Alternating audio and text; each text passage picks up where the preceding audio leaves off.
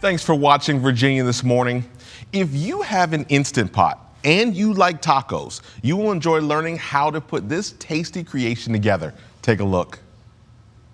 Today I'm going to be showing you how to make one of my favorite recipes in my cookbook. This is my Instant Pot shredded beef, and this is one of the most versatile recipes. You can use this as tacos, you can put it on top of a salad, on a taco bowl, whatever you want to do, even eat it on its own with a side of pico. But today I'm going to be showing you how to put this together into my favorite grain-free tacos. And the meat itself is very easy. It's very simple to do. We've gone ahead and started our Instant Pot and set it to saute, and I'm going to go ahead and add 1 tablespoon of avocado oil and let that start to heat up a little bit. And I've gone ahead and chopped my meat, so this is a great way to save some money on using a little bit less expensive cut of meat. I'm going to be using just a stew meat that I've cut into 1.5-inch cubes here, and I always go for grass-fed beef. And we're going to go ahead and just add our beef to the Instant Pot and start to kind of coat it with the oil in there. And it's very simple. We're just going to add 1 tablespoon of garlic powder. We're going to add 1 tablespoon of onion powder, and I have a teaspoon of sea salt, and that's it. We're just going to go ahead and coat our meat, make sure the seasoning gets all over it, and then go ahead and start to brown it while it's here on the saute function. And then it's going to be super easy. We're just going to put the lid on our Instant Pot. We're going to set it to the default stew setting, which is about a 35 minutes worth of cook time once it pressurizes. And I like to leave it in to naturally release the pressure for about 15 to 20 minutes after the beeping has come, letting you know that the meat is cooked. And honestly, the longer you leave your meat in there, the more tender, the easier it is going to be to shred. So a lot of times I'll actually make this early in the morning, get the seasoning in here, get the meat cooking, and let it sit warming and depressurizing in the Instant Pot for about an hour or two, and then have it for lunch, and it's so tender and so juicy. So that's about it. So we've browned our meat here a little bit. We don't need to overly brown it. You really just want to do a light browning on it and get the seasoning on there, and we are ready to seal up. So go ahead and put our lid on, make sure it's pressurizing, and we'll go ahead and set it to meat stew for those 35 minutes, and we'll come back and see when our meat is ready.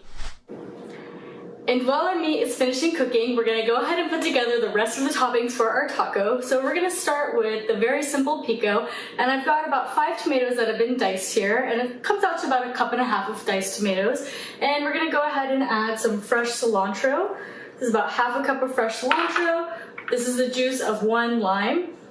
And I have a teaspoon of garlic powder and a teaspoon of sea salt. And that's it. I like to keep my pico very simple and just kind of mix this together. It's very fresh, very simple, comes together very quickly, and that is it. We can go ahead and set this aside. And now we're gonna make our avocado crema, and I love this as a topping on all my tacos. It works great for salad dressings as well. So I've got 1 whole avocado here, and I have the juice of 2 limes. And I have a 1/4 cup of coconut milk, and I always make sure to use a coconut milk without gums, just a very pure one. I've got 1 teaspoon of garlic powder, 1 teaspoon of sea salt, and I have 2 tablespoons of extra virgin olive oil. And I've gone ahead and put this all into my Vitamix, my high-speed blender here, and we're just gonna go ahead and get this combined.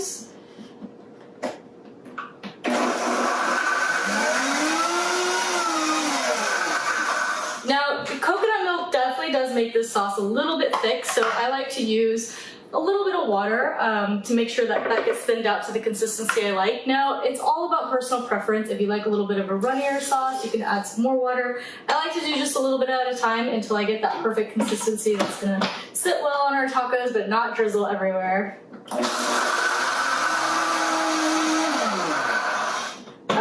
That looks about right.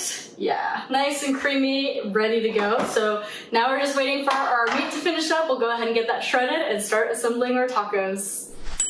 All right, and our meat is out of the Instant Pot and ready to shred and assemble our tacos. So I've gone ahead and put it here on my cutting board, and my favorite way to shred it is just to use 2 forks, and then you really just kind of go through the meat and just, you know, shred it apart. It's very tender, so it comes apart very easily. And I reserve a little bit of the sauce that's still in the Instant Pot. You can always put that on the meat, especially if you're just having the meat on its own or having it with a salad or a taco bowl. For the tacos, I do like to keep it a little bit drier just because we're gonna be putting all our other taco toppings on it. So I'm gonna go ahead and just shred a little bit here to show you how to do that. And then let's go ahead and assemble one of our tacos. So I've gone ahead and heated up some of my grain-free tortillas, and I'm using almond flour ones. There's also cassava flour ones, there's coconut flour ones, plantain flour ones on the market now. So it's very versatile ways to keep this grain-free. And we'll go ahead and just get some of our shredded meat here and pile that into our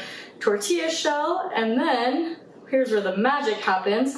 I like to do the pico next, so we'll just go ahead and put a sprinkle of the pico on here. And last but not least, our avocado crema, and just like to drizzle that on there.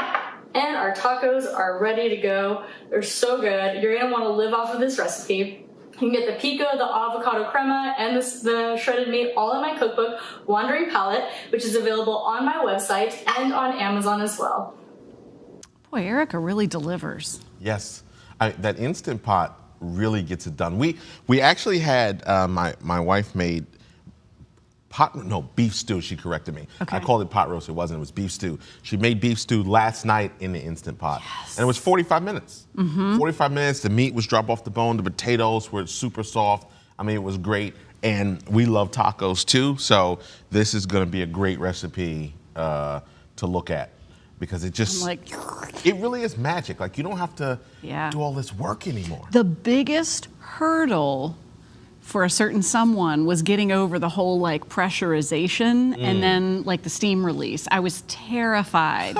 I was just talking with you about Shane Rogers, Shamefully Delicious. She got me over the speed bump of using this Instant Pot. She showed us how to do it on the show. This has been a couple years now, and there was like no looking back after that. What's the difference between beef stew and pot roast? Oh no, I think is one saucier? Well, no, I think part of it is, and I'm sure someone will correct me, but it's the type of meat you use. Oh. Also. A stew meat versus a roast meat? Right. I don't know. Did you just make that up? Yeah, I think, beef stew, it's a different kind of beef. I think also how it's cut up or something. Yeah. Someone will come in to think about being on TV, and somebody's going to correct me. I depend on thing. this. So, but yeah, I think that's the difference. And then I'll get clarification after we come back. Sort of like on Friday when we didn't know where pastrami came from, and thankfully Valina Dixon was watching and said, it's beef, you two. Someone text my phone right now if you know me in real life and tell me the answer to that question. I made a pot roast, and it was they called it pot roast in the recipe. Right. So I made a pot roast the weekend prior in the Instant Pot. And I tell you what, it's like, there is no looking back. Once you've done it in that particular machine, it's really, I know, I'm just. Well, it's a new version of remember the crock pot was great, but it was 4 hours, 5 hours. So you'd really throw it on at 10 a.m. in the morning to then have dinner in the evening. Now, this magic.